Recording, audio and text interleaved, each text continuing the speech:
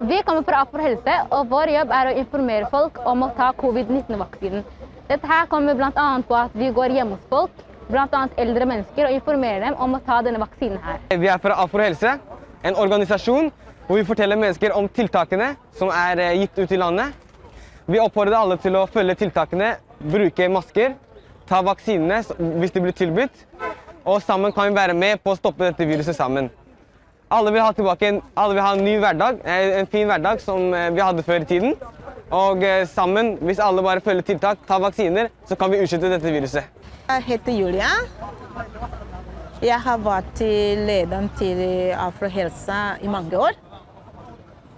Og vi har jobbet med helseproblemer blant innvandrere i Norge.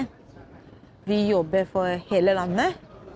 For å løse på helseproblemer blant innvandrere, spesielt fra Afrika. Til og med nå vi har jobbet med mange forskjellige prosjekter.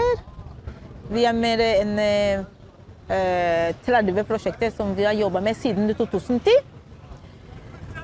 Og vi har vært på mange forskjellige steder, og vi bruker mange forskjellige metoder.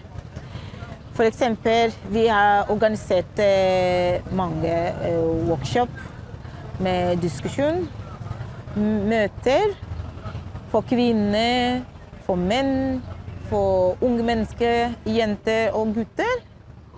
Og vi bruker mest nå online møter, og vi lager mange forskjellige filmer angående helseproblemer rundt iblant innvandrere hele Norge.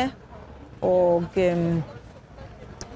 ja, vi involverer også mange folk. Det er ikke bare vi som jobber selv om vi er mange som jobber i denne organisasjonen.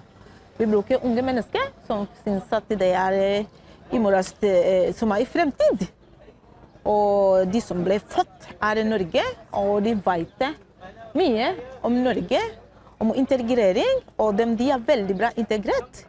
Så de hjelper oss til å spre informasjon om integrering blant innvandrere på den måten, slik at for eksempel her i Oslo, de pleier å flytte seg fra et sted til et sted, for eksempel fra Grønland, og de står og jobber på Stovner, eller Furuset, eller Måtensrud.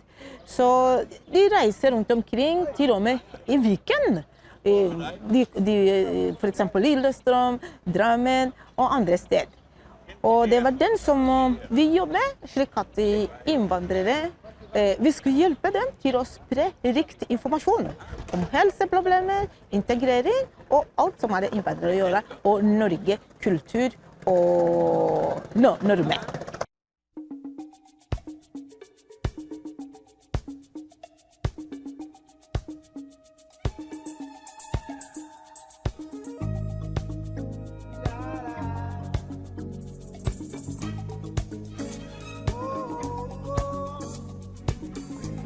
Well, my friend